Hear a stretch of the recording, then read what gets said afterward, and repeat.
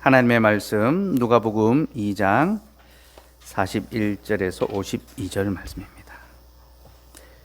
누가복음 2장 41절에서 52절 말씀입니다. 하나님의 말씀을 받들어 읽겠습니다. 주의 말씀을 들으십시오. 그의 부모가 해마다 유월절이 되면 예루살렘으로 가더니 예수께서 12살 되었을 때에 그들이 이 절기의 관례를 따라 올라갔다가 그 날들을 마치고 돌아갈 때에 아이 예수는 예루살렘에 머무셨더라. 그 부모는 이를 알지 못하고 동행 중에 있는 줄로 생각하고 하룻길을 간 후 친족과 아는 자 중에서 찾되 만나지 못하며 찾으면서 예루살렘에 돌아갔더니 사흘 후에 성전에서 만난즉 그가 선생들 중에 앉으사 그들에게 듣기도 하시며 묻기도 하시니 듣는 자가 다 그 지혜와 대답을 놀랍게 여기더라. 그의 부모가 보고 놀라며 그의 어머니는 이르되 아이야 어찌하여 우리에게 이렇게 하였느냐. 보라 내 아버지와 내가 근심하여 너를 찾았노라. 예수께서 이르시되 어찌하여 나를 찾으셨나이까. 내가 내 아버지 집에 있어야 될 줄을 알지 못하셨나이까 하시니 그 부모가 그가 하신 말씀을 깨닫지 못하더라. 예수께서 함께 내려가사 나사렛에 이르러 순종하여 받드시더라. 그 어머니는 이 모든 말을 마음에 두니라. 예수는 지혜와 키가 자라가며 하나님과 사람에게 더욱 사랑스러워 가시더라. 아멘. 하나님 감사합니다. 주께서 오늘도 우리에게 주의 말씀을 들려주셨습니다. 이제 이 말씀으로 신자는 자라가야 합니다 라는 말씀을 듣기를 소원하오니 주의 말씀을 바르게 풀어 우리의 귀에 들려주시고 그 말씀에 순종하며 믿음으로 화합하는 저희들 되게 하여 주옵소서. 예수 이름으로 기도드리옵나이다. 아멘.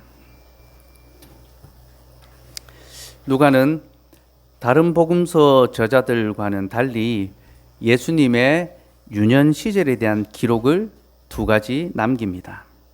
하나는 오늘 우리가 읽은 예수님이 12살 되던 해에 예루살렘에 올라가셨다가 부모와 헤어졌던 사건이며, 또 하나는 오늘 본문 바로 앞에 나오는 예수님이 정결 예식을 행하셨던 사건입니다.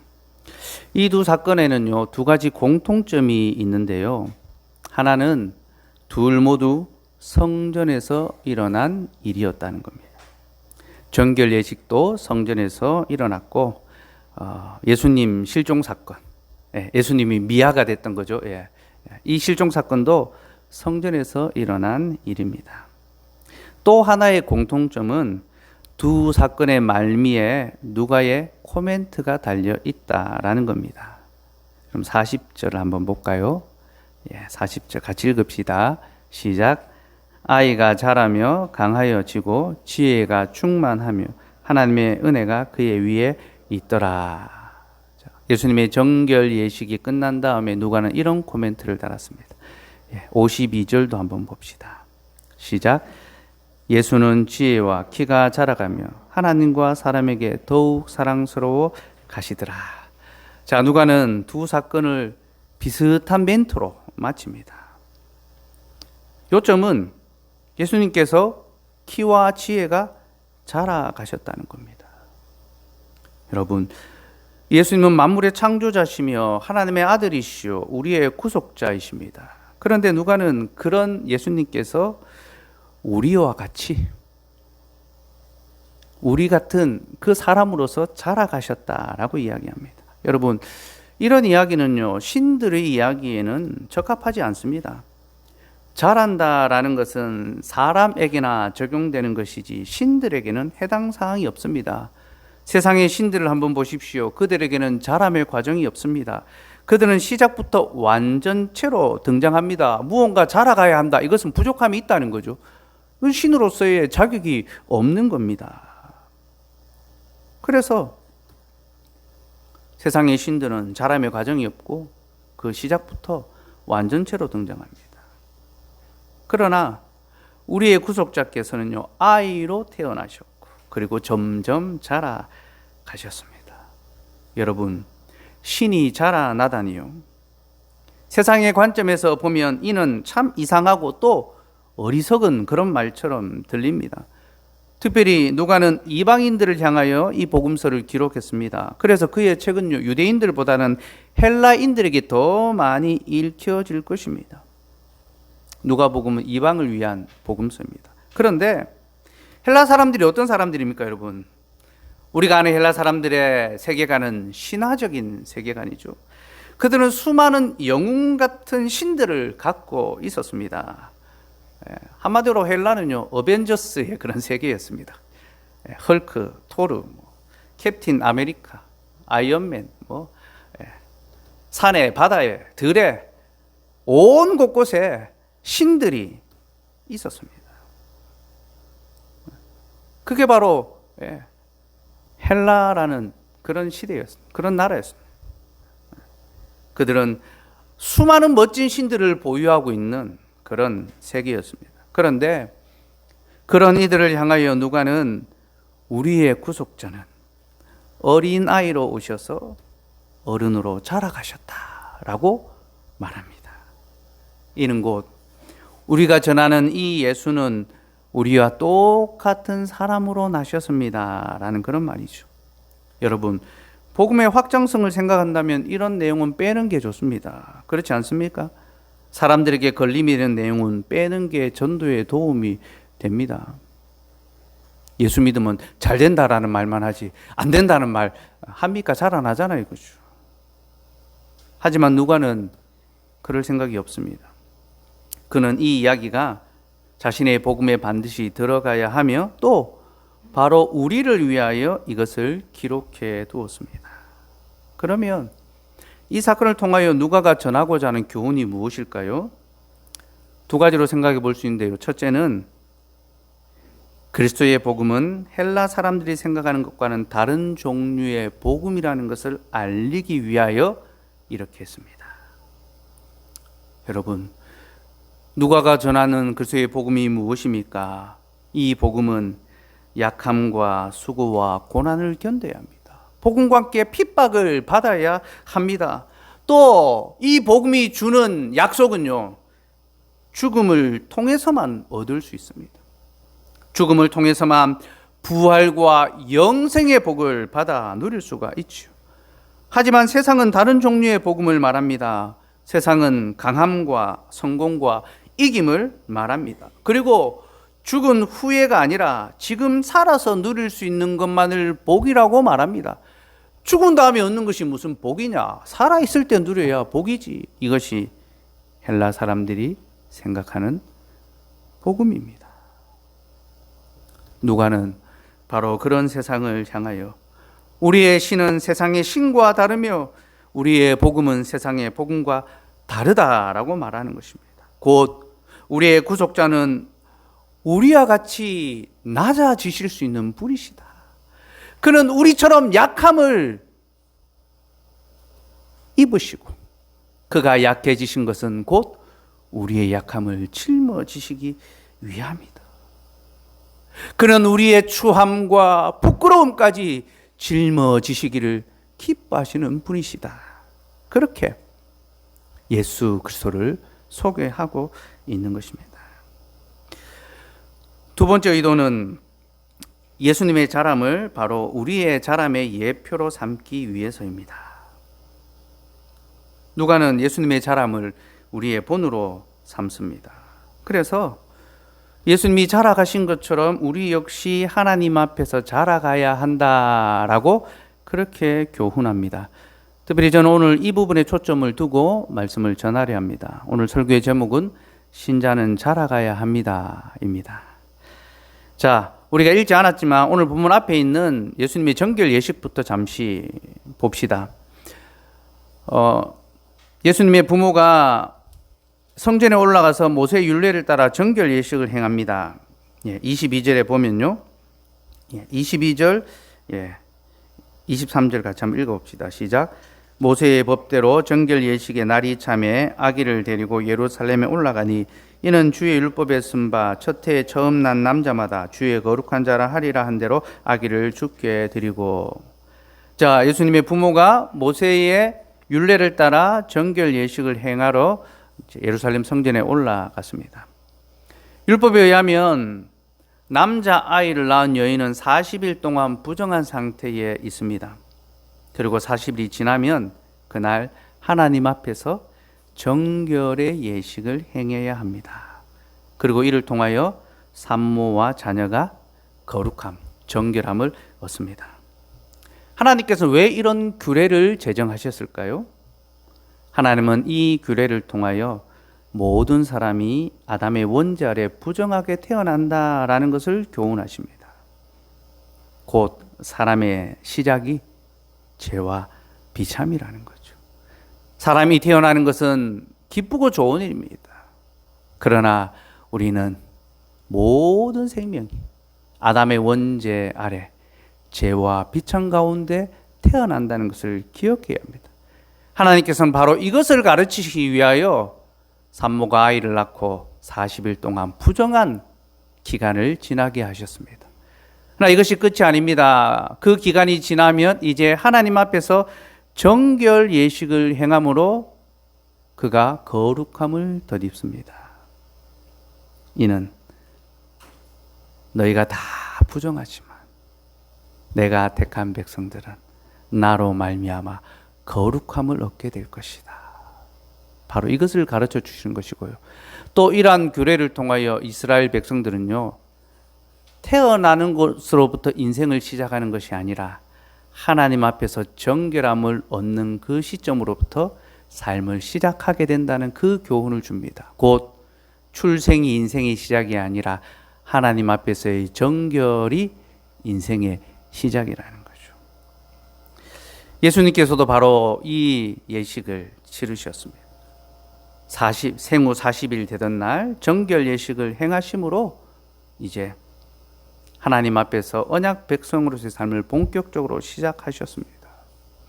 물론 주님은 정결하신 분이기에 아담의 원죄를 받지 않으셨기에 이 예식을 하실 필요가 없습니다. 그러나 정결하신 그가 정결 예식을 행하신 것은 부정한 우리 모두를 대신해서 우리를 속죄하고 우리를 깨끗게 하실 것을 보여주는 그런 의미가 있습니다. 어쨌든 정결 예식을 통하여 이제 예수님은 언약 백성으로서의 삶을 출발하셨고, 그래서 누가는 이 사건 후에 아기가 자라며 강하여져 갔다. 이제 하나님 안에서 자라갔다라고 그렇게 말했습니다. 두 번째로 이제 오늘 본문의 내용을 한번 봅시다. 예수님께서 12살 되었을 때에 유월절 절기를 지키기 위하여 부모와 함께 예루살렘에 올라가셨습니다. 그런데 절기를 마치고 돌아오는 길에 예수님께서 사라지셨습니다. 부모는 처음에는 이 사실을 몰랐습니다. 절기 때면 많은 무리, 많은 친지들이 함께 이동을 하니까 예수님도 아이들과 함께 친지들 속에 있을 것이라고 생각했습니다. 그렇게 하루가 지났는데 부모가 보니까 아들이 없다는 사실을 발견했죠. 그래서 깜짝 놀라서 즉시로 왔던 길을 되돌아 아들을 찾으러 갔습니다. 여러분, 자녀를 잃어버렸으니까, 그것도 갈릴리 이 시골 마을에 살다가 예루살렘이라는 큰 도시에 와서 아들을 잃어버렸으니까 얼마나 놀랐겠습니까? 그래서 왔던 길을 더듬어 다시 아들을 찾으러 갔습니다. 그리고 사흘 후에 성전에서 아들을 찾았습니다. 아들이 멀쩡하게 성전에 있었던 거죠. 잃어버린 아들을 찾은 것은 매우 기쁜 일입니다. 하지만 거기에는 기쁨의 감정만 있는 것은 아닙니다. 모든 부모들이 그러하듯이 예수님의 부모도 기쁨 후에 이러한 일을 자처한 아들을 향하여 노를 바랍니다. 화를 표출합니다. 그래서 예수님에게 책망하듯이 마리아가 물었습니다. 48절입니다. 같이 읽읍시다. 시작. 그의 부모가 보고 놀라며 그의 어머니는 이르되 아이야 어찌하여 우리에게 이렇게 하였느냐. 보라 내 아버지와 내가 근심하여 너를 찾았노라. 마리아는 자신과 아버지가 근심하여 너를 찾았다라고 합니다. 이 말의 뉘앙스가 좀 느껴지시죠, 그죠? 우리가 어떤 자녀에게 이제 책망할 때 그런 뉘앙스입니다. 어떻게 이런 일을 했느냐? 내가 너희 아버지하고 내하고 얼마나 걱정했는지 아느냐? 그런 이제 책망조로 물은 겁니다. 그러자 예수님께서 이렇게 대답하십니다. 49절입니다. 시작. 예수께서 이르시되 어찌하여 나를 찾으셨나이까? 내가 내 아버지 집에 있어야 될 줄을 알지 못하셨나이까 하시니, 예수님께서는 자신이 아버지 집에 있는 것이 마땅하다, 왜 나를 찾았냐라고 말씀하셨습니다. 그럼 여기서 요점은요, 마리아는 요셉을 가리켜 내 아버지다라고 했는데요, 예수님은 하나님을 가리켜 내 아버지다라고 말씀하셨다는 겁니다. 그리고 이 장면은요, 예수님께서 자신을 하나님의 아들로 계시하신 첫 번째 사건입니다. 주님은 12살 무렵에 자신의 아버지가 하나님이신 것을 인지하셨습니다. 그리고 누가는 이 사건 후에 예수님의 키와 지혜가 자라갔다라는 코멘트를 달았습니다. 근데 여러분, 여기서 우리는 누가가 말하는 지혜가 무엇인지를 주목해야 합니다. 그가 말하는 지혜는 세상의 지혜, 일반적인 그런 지혜가 아닙니다. 그는 성경적인 지혜를 말하고 있습니다. 그렇다면 여러분, 성경이 말하는 지혜가 무엇일까요? 이에 대하여 잠언 9장 10절에서는 이렇게 말합니다. 같이 읽어봅시다. 시작. 여호와를 경외하는 것이 지혜의 근본이요 거룩하신 자를 아는 것이 명철이니라. 여러분, 성경은 여호와를 알고 경외하는 것이 지혜라고 합니다.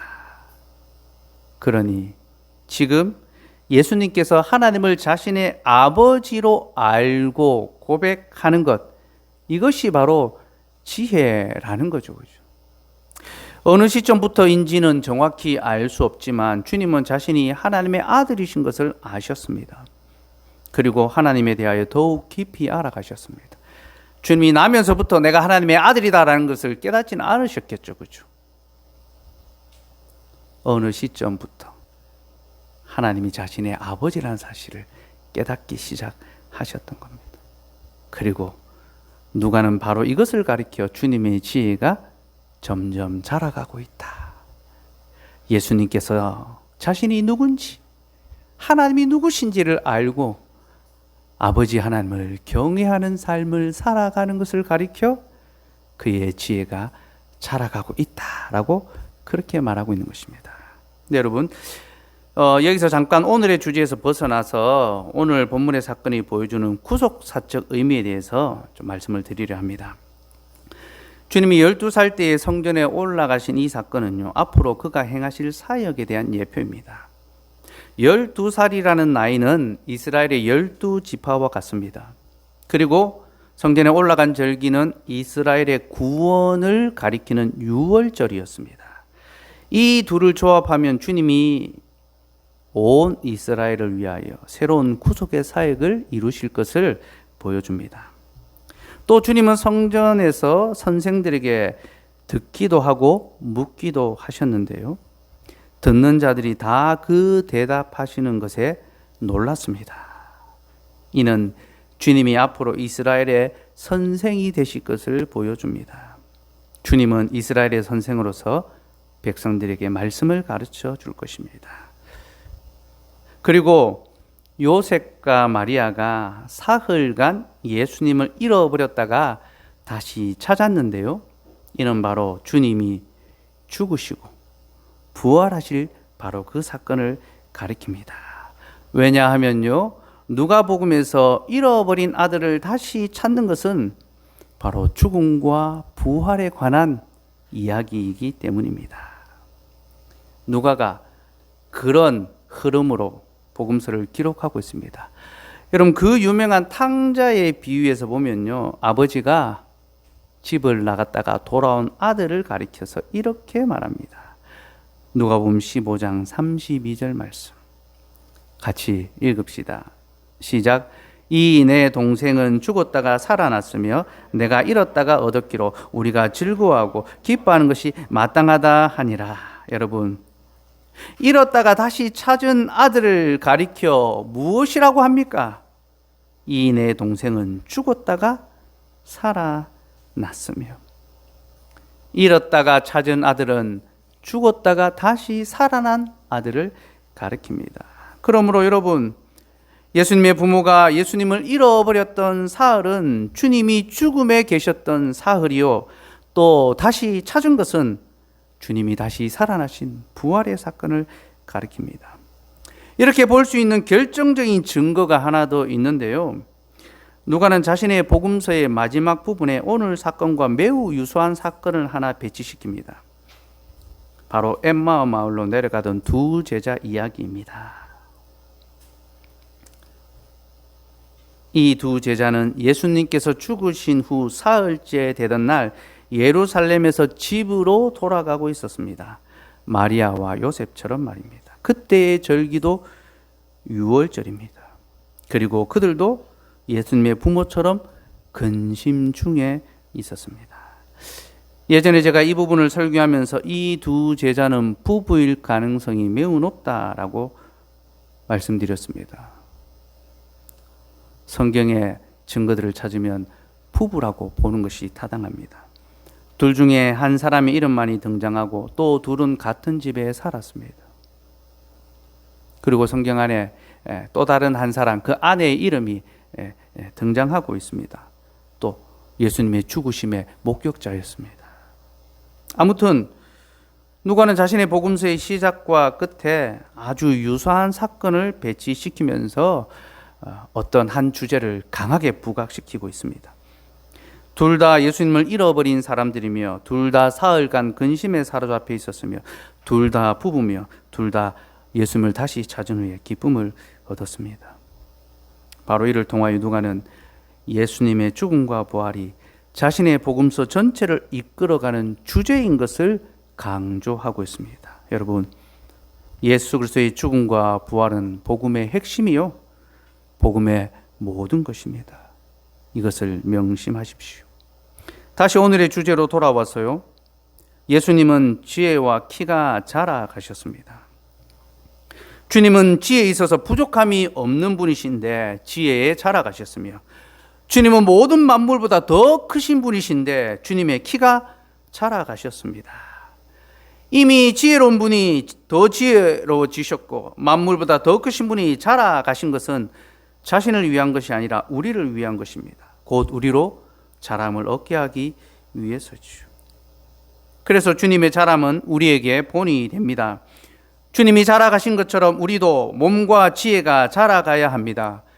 지혜가 자라난다는 것은 거룩하신 하나님을 더욱 깊이 알아가는 것이며, 키가 자란다는 것, 몸이 자란다는 것은요, 여호와를 경외하는 삶을 살아간다라는 것을 가리킵니다. 거룩하신 하나님을 알며 그를 경외하며 살아가는 것이 그 키와 지혜가 자라가는 것입니다. 주님은 우리를 위하여 이 자람의 본을 보이셨고, 이제 우리는 주님을 본받아 그 키와 지혜가 자라가야 합니다. 그렇다면 여러분, 어떻게 해야 자라갈 수 있을까요? 우리를 자라게 하는 방편이 무엇일까요? 매우 감사하게도 누가는 우리에게 자람의 방법에 대해서도 오늘 본문에서 가르쳐 줍니다. 누가는요, 예수님이 성전에 계셨다라고 말합니다. 그리고 거기서 선생들에게 듣기도 하고 묻기도 하셨다라고 합니다. 여러분, 성전은 하나님의 집이며 거기에는 말씀의 직분자들이 있습니다. 주님은 거기서 선생들에게 들으시고 또 물으시며 대답도 하셨습니다. 여러분, 묻고 듣고 답하는 것, 뭐 하는 과정입니까? 문답하는 과정이죠. 주께서 교리문답을 하셨습니다. 누가는 주님이 말씀의 교사들과 하나님의 복음, 교리에 대해서 문답을 하셨고, 이 과정을 통하여 주님의 지혜가 더욱 자라갔다라고 그렇게 밝힙니다. 그렇습니다, 여러분. 자람의 방편이 무엇입니까? 물음과 들음입니다. 주의 집에서 말씀을 듣고 배우며 묻고 답할 때 하나님에 대한 지혜가 자라납니다. 하나님은 바로 이를 위하여 교회를 세우시고 거기 말씀의 교사를 두시고 그들에게 가르쳐야 할 성경과 교리 문답을 주셨습니다. 그래서 신자들이 주의 교회에서 주의 말씀을 듣고 배워 하나님에 대한 지식이 자라갈 수 있게 해 주셨습니다.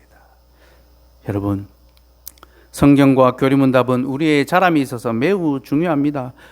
주님도 말씀의 문답으로 자라셨으니 우리도 말씀의 문답으로 자라가야 합니다. 여러분, 우리는 교회가 가르치는 곳이라는 사실을 알아야 합니다. 교회의 교자는요, 가르칠 교자입니다. 교회는 가르치는 곳입니다. 교회는 그리스도의 말씀을 가르쳐서 성도들의 마음속에 믿음이 생겨나며 생겨난 믿음이 더욱 자라나게 하는 그런 곳입니다. 그러기에 여러분, 우리가 교회에서 가장 우선시해야 될 일은요, 바로 말씀을 배우는 것입니다. 말씀을 배우는 것이 최우선으로 삼아야 할 일입니다. 하이델베르크 요리문답 103문에 보면요, 주일의 신자는 다음에 4가지 일을 하기 위하여 하나님의 교회에 부지런히 참석해야 한다라고 가르칩니다. 그 4가지가 첫째, 하나님의 말씀을 경청하는 일. 둘째, 성례에 참여하는 일. 셋째, 주님을 공적으로 부르는 일. 넷째, 가난한 자들을 위하여 자비의 헌금을 내는 일. 신자는 바로 이 4가지 일을 하기 위하여 하나님의 교회에 부지런히 참석해야 된다라고 합니다. 그럼 여기서도 첫 번째로 요구되는 것이 무엇입니까? 하나님의 말씀을 경청하는 일입니다. 사랑하는 여러분, 우리는 주님의 말씀을 듣기 위하여 하나님의 교회에 부지런히 참석해야 합니다. 주의 교회로 와서 듣고 배우며 자라가야 합니다. 이것이 우리에게 주신 복음의 삶입니다. 하지만 여러분, 배우는 것은 참 지치고 피곤한 일입니다. 사람에게 공부는 어려운 일이죠. 예전에 이런 책이 있었습니다. 공부가 제일 쉬웠어요. 거짓말입니다. 그죠? 어떻게 공부가 제일 쉽습니까? 공부는 참 어려운 일입니다. 전도서 말씀에도 보면 많이 공부하는 것은 몸을 피곤하게 한다라고 그렇게 합니다. 공부를 한다는 것은 피곤하고 지친 일이죠. 그래서 사람들은 할 수만 있으면 공부 안 하려고 합니다. 놀려고 하죠. 다 놀고 싶지 누가 공부하려고 합니까? 공부는 언제 합니까? 어쩔 수 없을 때 하는 겁니다. 내일 시험일 때 하는 겁니다. 그죠? 공부는 그때 하는 거죠. 그죠? 미루다 마지막에 하는 것이 공부입니다. 어떤 시험을 준비할 때 한 1년 전부터 마음을 굳게 먹죠. 마음만 먹습니다. 그죠? 시간이 점점점 다가가면서 발등에 불이 떨어지면 그때서야 불이 나게 합니다. 그죠? 공부는 그런 것입니다. 미루는 것, 하기 싫은 것. 교회에서도 마찬가지입니다. 교회는 말씀을 듣고 배우는 곳인데 우리는 자꾸만 그 일을 뒤로 제쳐두려고만 합니다. 말씀을 덜 듣고 안 듣고 그러려고 하죠. 그래서 여러분, 사람들은 짧은 설교가 제일 좋은 설교라고 말합니다. 설교는 짧으면 짧을수록 좋아. 핵심만 간결하게 전하면 되지. 그런 설교를 좋아하고 또 목사들이 그런 설교를 합니다. 말씀을 듣는 것보다는 교제와 오락을 나누는 것을 더 즐겨 합니다. 제가 어제 청년학교 하면서요, 예배에 대해서 이제 같이 강의하고 공부하면서 어떤 신학자의 글을 나누는데요, 거기 이런 내용이 나왔습니다. 설교는 공적 예배에서 가장 중요한 부분이고 반드시 가장 중요한 부분이 되어야 합니다. 따라서 설교가 짧은 묵상이나 짧은 시간의 말로 대치되어서는 안 됩니다.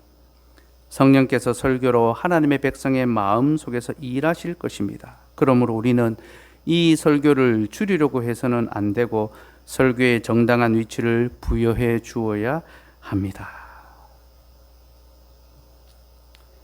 설교를 짧은 말로 대체해서는 안 되고, 목사는 짧은 말로 대체해서 안 되고, 신자는 설교를 그만 들으려고 설교 시간을 줄여달라고 그렇게 요청해서는 안 되며 설교의 정당한 위치를 부여해야 한다는 겁니다.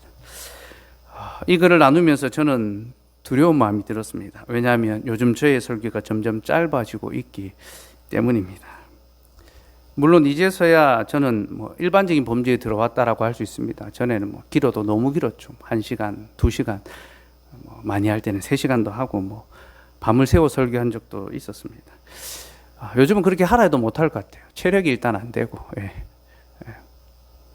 근데 지금은 훨씬 더 압축적으로, 훨씬 더 그 많은 내용을 한 편의 설교 속에 담아서 더 정제되고 더 다듬어진 설교로 여러분들에게 나누려고 합니다.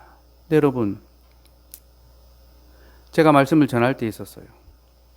설교였던 분량, 시간에 구애받는 것이 아니라 하나님의 말씀에 풍성한 것을 드러내는 그 일에 더 관심을 두고 더 열심을 내어야 합니다. 이것이 바로 여러분들을 위한 길입니다. 여러분들을 위하여 그 말씀을 풍성하게 나누고 가르쳐야 하는 거죠.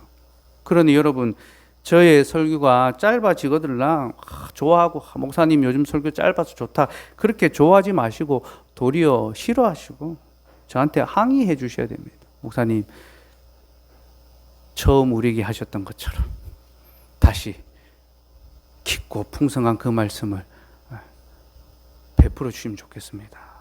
그렇게 요청하셔야 합니다. 사랑하는 여러분, 말씀을 배우지 않는다면 자람도 없습니다. 잘할 수가 없습니다. 그리고 배우지 않고 살아갈 수 있는 사람은 아무도 없습니다.